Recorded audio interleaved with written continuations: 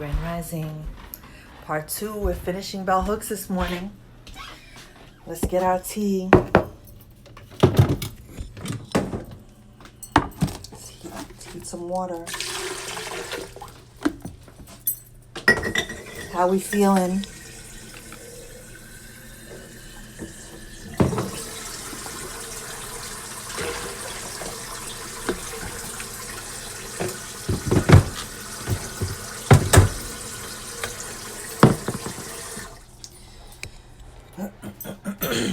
Grand Rising.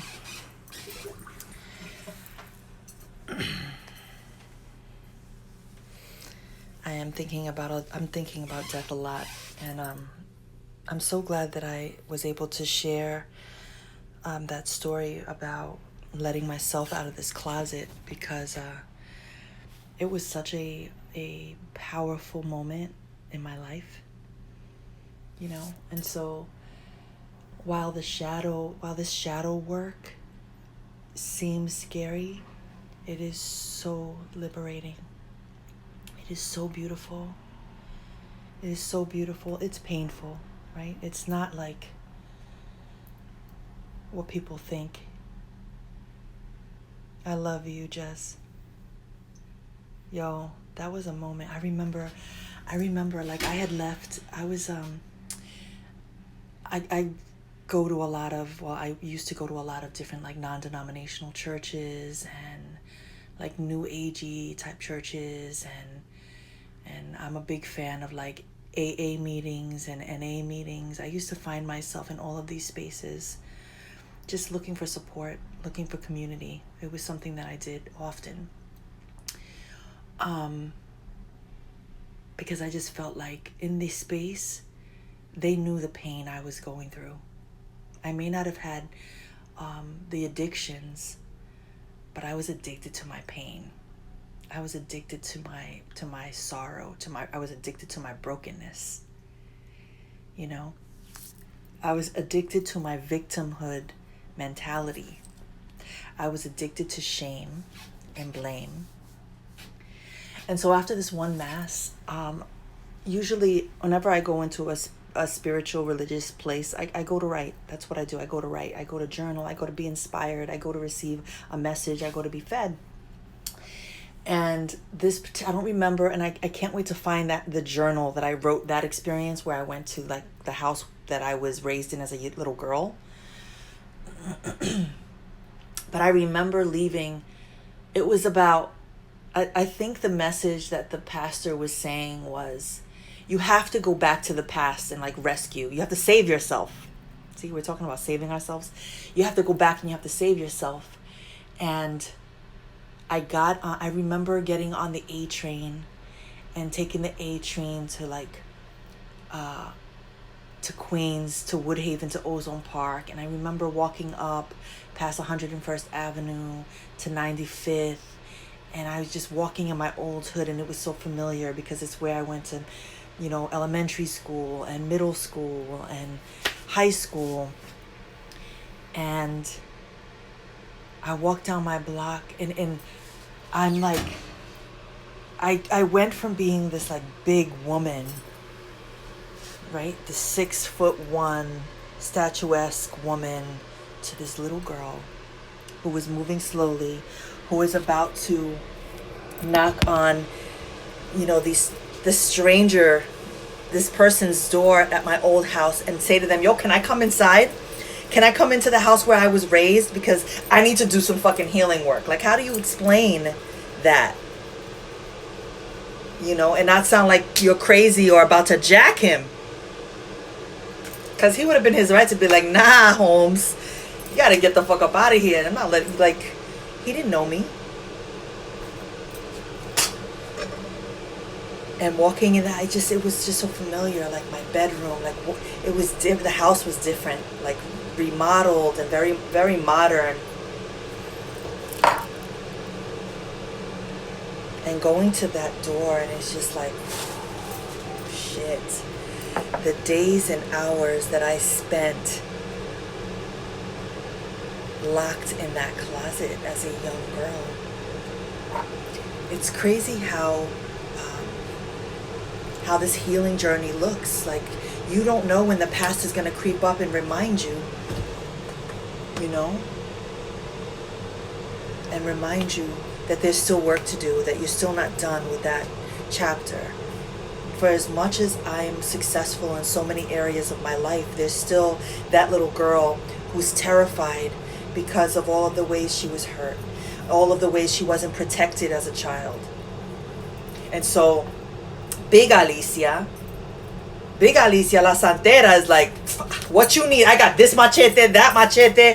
Who we need to take out? Let's go. What? You know? And so I'm grateful for that. I'm grateful for that. You know?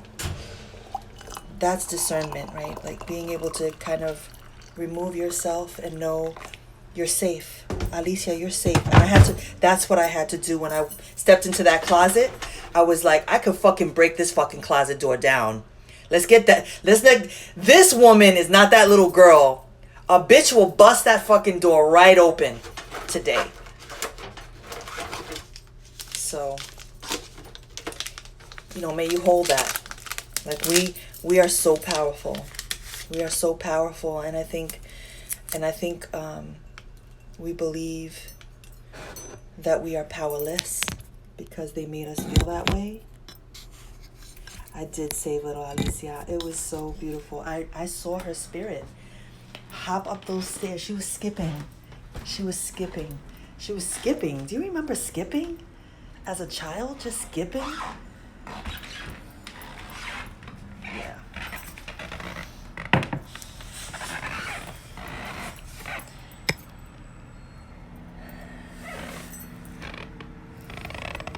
Yes, may we all find the courage to go back and save ourselves. May we all find that courage.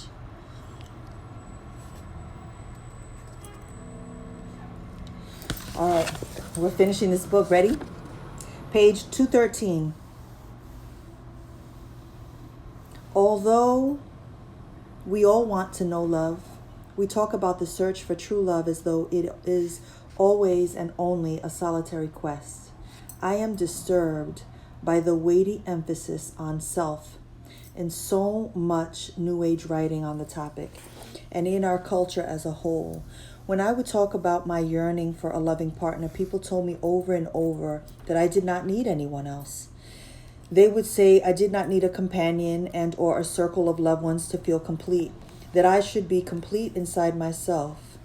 While it is definitely true that inner contentedness and a sense of fulfillment can be there whether or not we commune in love with others, it is equally meaningful to give voice to that longing for communion.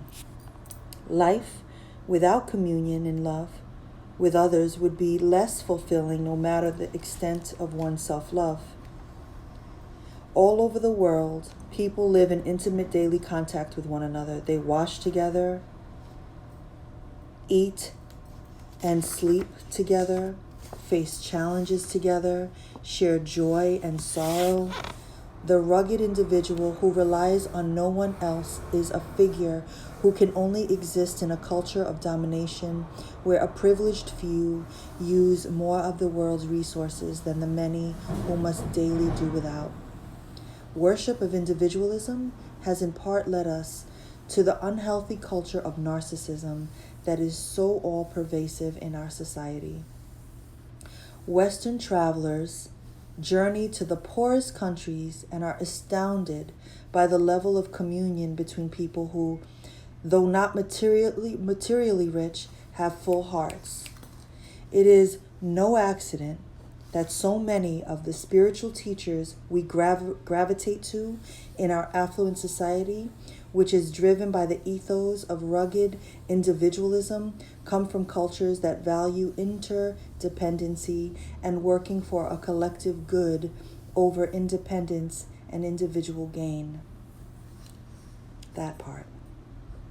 While terms like codependency, which came out of programs for individual self-discovery, rightly show the ways in which excessive dependency can be unhealthy, especially when it is marked by the support of addictive behavior, we still need to talk about healthy interdependency. No organization dedicated to healing demonstrates this principle more than Alcoholics Anonymous. The millions of people who attend AA meetings seek a place of recovery. Come on. The millions of people who attend AA meetings seek a place of recovery and find that the affirming community that surrounds them creates an environment of healing. This community offers to individuals, some for the first time ever in their lives, a taste of that acceptance, care, knowledge, and responsibility that is love in action. Rarely, if ever, are any of us healed in isolation. Healing is an act of communion. Yes, healing is an act of communion. Most of us find that space of healing, communion with like-minded souls. That's us. We are healing in communion. That is fucking beautiful. Most of us find that space of healing communion with like-minded souls. Other individuals recover themselves in their communion with Divine Spirit. Saint Teresa of Avila found in her union with the divine recognition, comfort, and solace. She wrote, "There is no need to go to heaven in order to speak with one's eternal Father or find delight in him, nor is there any need to shout. However softly we speak, he is near enough to hear us. All one needs to do is go in solitude and look at him within oneself and not turn away from so good a guest, but with great humility speak to him." One more time. Saint Teresa of Avila found in her union with the divine recognition, comfort, and solace. She wrote,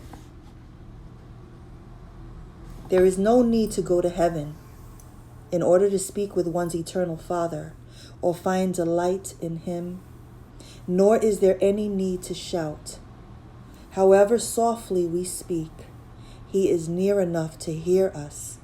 All one needs to do is go in solitude and look at him within oneself and not turn away from so good a guest, but with great humility speak to him." Amen. Prayer provides a space where talking cures. Prayer provides a space where talking cures.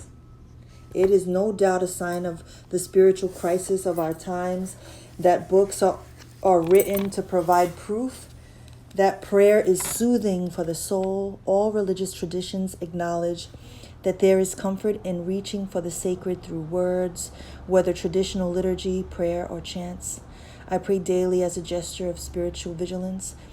Prayer is an exercise that strengthens the soul's power. Reaching for the divine always reminds me of the limitations of human thought and will. Stretching, reaching toward that which is limitless and without boundaries is an exercise that strengthens my faith and empowers my soul. Prayer allows each person a private place of confession. There is truth in the axiom, confession is good for the soul. It allows us to bear witness to our own trespasses, to those ways we miss the mark, a definition of the meaning of sinfulness. It is only as we recognize and confront the circumstances of our spiritual forgetfulness that we assume accountability. In their work, The Raft is Not the Shore, Daniel Berrigan and Thich Nhat Hanh stress that the bridge of illusion must be destroyed before a real bridge can be constructed. In communion with Divine Spirit, we can claim the space of accountability and renew our commitment to that transformation of spirit that opens the heart and prepares us to love. One more time. In communion with Divine Spirit, we can claim the space of accountability. So here we are holding ourselves accountable, right? We're holding all of that, but we're not punishing ourselves and we're not judging ourselves and we're not judging the process. We're saying, yes, I did that because of this, right? And now I'm going to rewrite that and I'm going to shift it. I'm going to pivot and do it differently. because that commitment to transformation of spirit will open our heart. It'll open our hearts and prepare us to love. That's all. We are holding ourselves accountable just by recognizing it. I am this little girl who was locked in a closet. I recognize it. I accept it. And now I can get to the work of liberating her and freeing her. That's all. That's what we're doing. We're saying, okay, here's the trauma, and now I'm going to love myself through it.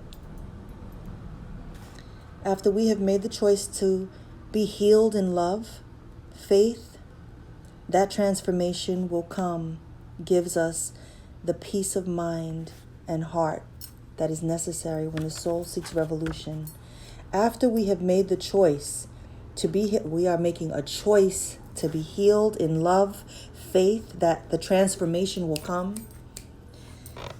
Today, I am choosing to be healed in love, and I have complete faith in my transformation, because this transformation will give me peace of mind and heart that is necessary and is what my soul seeks.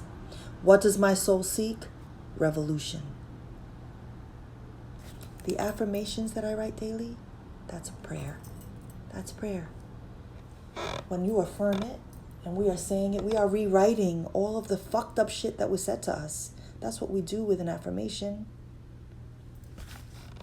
Thank you for the hair compliment. It is difficult to wait. No doubt, that is why biblical scriptures urge the seeker to learn how to wait.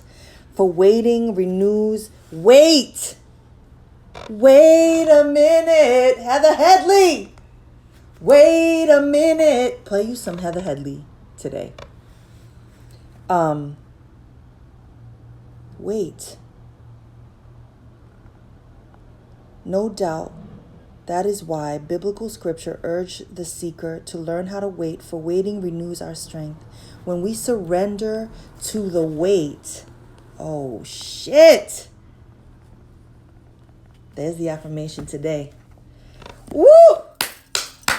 Woo! 2 words I love. When we surrender to the wait, we allow changes to emerge within us without anticipation or struggle. When we do this, we are stepping out on faith. In Buddhist terms, this practice of surrender, of letting go, makes it possible for us to enter a space of compassion where we can feel sympathy for ourselves and others. That compassion awakens us to the healing power of service. Love in action is always about service, what we do to enhance spiritual growth. A focus on individual reflection, contemplation, and therapeutic dialogue is vital to healing, but it is not the only way to recover ourselves. So yes, we are doing our individual work. We are putting our healing first, but we are also open to our collective healing and each other's healing. We are invested in each other's spiritual growth. Serving others is as fruitful a path to the heart as any other therapeutic practice. To truly serve, we must always empty the ego. To truly serve, we must always empty the ego so that space can exist for us to recognize the needs of others and be capable of fulfilling them. The greater our compassion, the more aware we are of ways to extend ourselves to others that make healing possible. To know compassion fully is to engage in a process of forgiveness and recognition that enables us to release all the baggage we carry that serves as a barrier to healing. Compassion opens the way for individuals to feel empathy for others without judgment. Judging others increases our alienation. When we judge, we are less able to forgive. The absence of forgiveness keeps us mired in shame. Often our spirits have been broken again and again through rituals of disregard in which we were shamed by others or shamed ourselves. Shame breaks and weakens us, keeping us away from the wholeness of healing other offers. Shame breaks and weakens us. It keeps us away from the wholeness healing offers. That's why we can't get to healing, because we feel we are consumed by our own shame and blame. We are so ashamed. We are so ashamed of our mistake, of our past, of where we come from, of our family sometimes. When we practice forgiveness, we let go of shame. Embedded in our shame is always a sense of being unworthy. It separates. Compassion and forgiveness reconnect us. This is what we're working towards, having compassion and forgiveness. Forgiveness not only enables us to overcome estrangement, it intensifies our capacity for affirming one another. Without conscious forgiveness, there can be no genuine reconciliation. Without conscious forgiveness, there can be no genuine reconciliation. Making amends, both to ourselves and to others, is the gift compassion and forgiveness offers. It is a process of emptying out, wherein we let go all the waste so that there is a clear place within where we can see the other as ourselves. Kasajiran explains in Forgiveness, even small acts of forgiveness always have significant ramifications at a personal level. Even small acts of forgiveness contribute to one's sense of trust in oneself and the potential of others. They contribute to a human spirit that is fundamentally hopeful and optimistic rather than pessimistic or defeated. They contribute to knowing oneself and others as potentially powerful people who can choose to lovingly create versus seeing humans as basically selfish and destructive and sinners. When we have clarity of mind and heart, we are able to know delight, to engage the sensual world around us with a pleasure that is immediate and profound. In his essay, Down at the Cross, James Baldwin declares, "To be sensual is to respect and rejoice in the force of life itself, and to be present in all that one does, from the effort of loving to the breaking of bread." Poet Adrienne Rich cautions against the loss of the sensual and what is found there, notebooks on poetry and politics. Sensual vitality is essential to the struggle for life. It is as simple as threatened as that. Estrangement from the realm of the senses is a direct product of overindulgence, of acquiring too much. This is why living simply is a crucial part of healing. As we begin to simplify, to let the clutter go, whether it is clutter of desire or the actual material clutter and incessant busyness that fills every space, we recover our capacity to be sensual.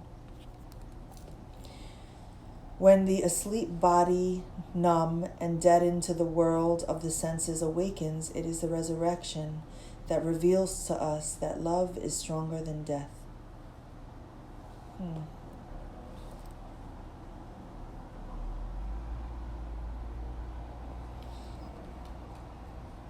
I feel like for me personally, that sensual, there's a passion there, right? There's a passion. There's a passion for healing, a passion for love, a passion for forgiving.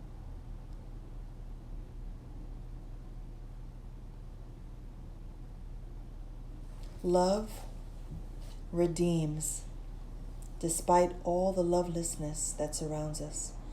Nothing has been able to block our longing for love, the intensity of our yearning.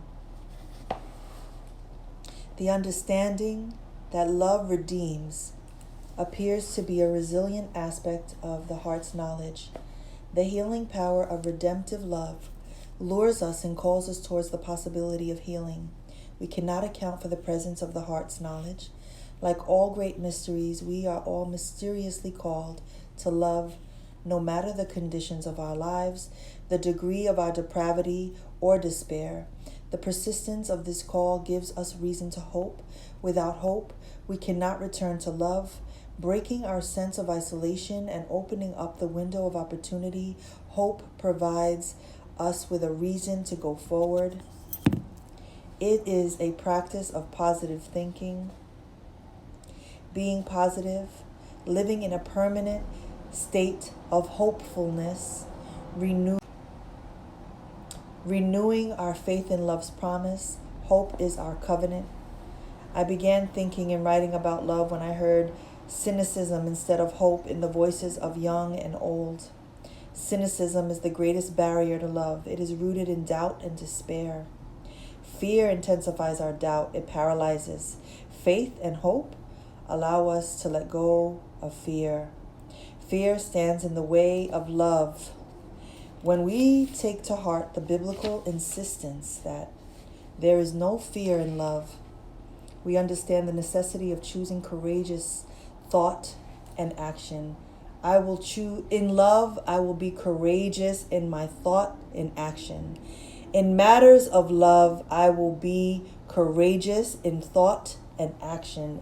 In matters of love and my life and my vision and my dreams, I will choose to be courageous in my thoughts, in my words, in my actions, in my deeds. This scripture encourages us to find comfort in knowing that perfect love casts our fear.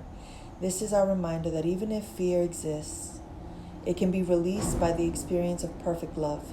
The alchemy of perfect love is such that it offers to us all a love that is able to vanquish fear. Hello. Love vanquishes fear. What?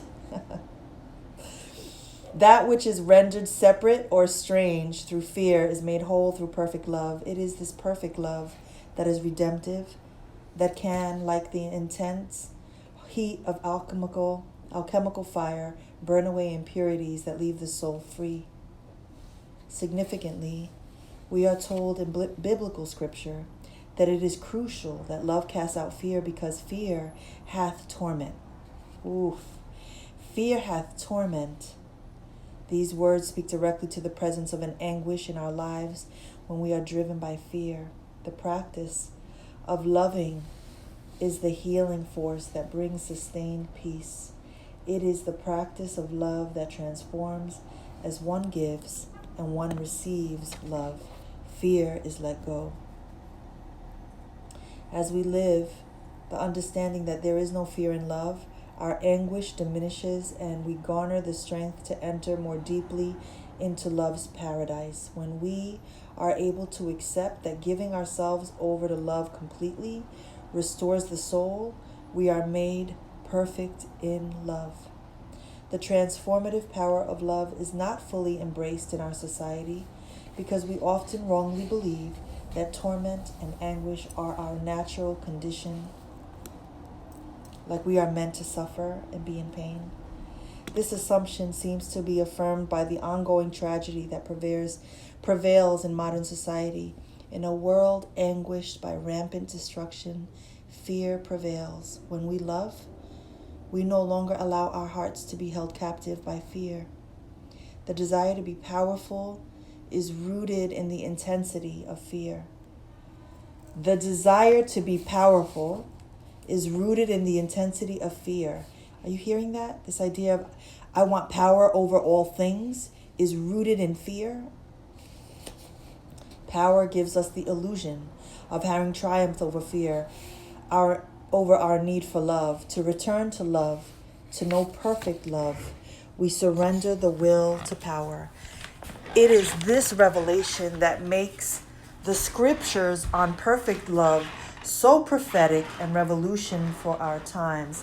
Let's connect this because it's going to die. Let's connect this. No, that ain't the charger.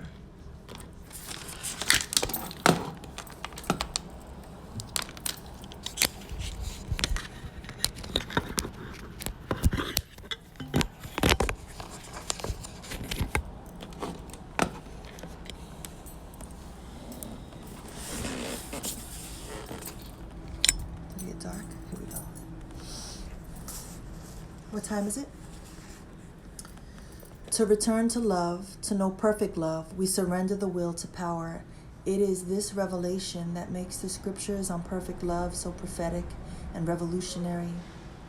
For our times, we cannot know love if we remain unable to surrender our attachment to power. If any feeling of vulnerability strikes terror in our hearts, lovelessness torments. As our cultural awareness of the ways we are seduced away from love, away from knowledge that love heals, gains recognition, our anguish intensifies, but so does our yearning. The space of our lack is also the space of possibility. As we yearn, we make ourselves ready to receive the love that is coming to us as gift, as promise, as earthly paradise. And so it is. How was that? 906, thank you.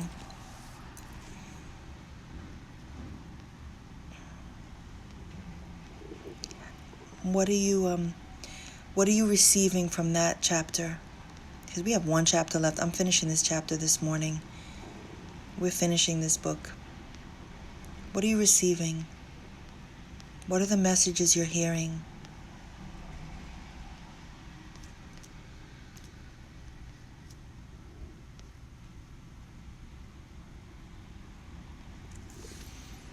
How we doing?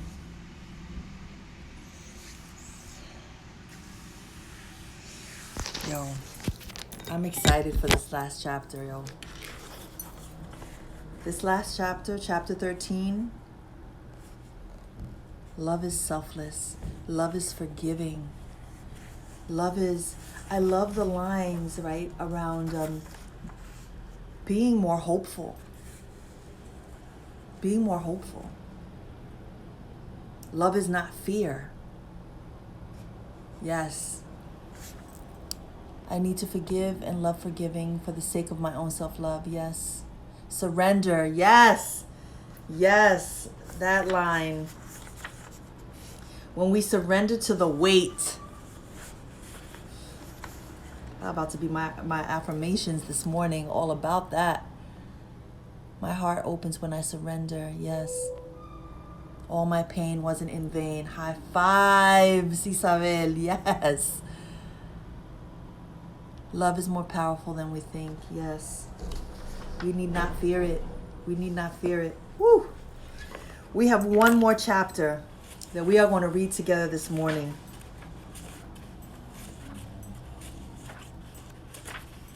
And this one's important. Let's get our heads right. I'm going to close out and I'm going to come back in about 10 minutes. I'm going to make my morning toast. And we are going to read chapter 13, Destiny, because it is time. It is time. Let's make some breakfast. I'll come back. I love you all.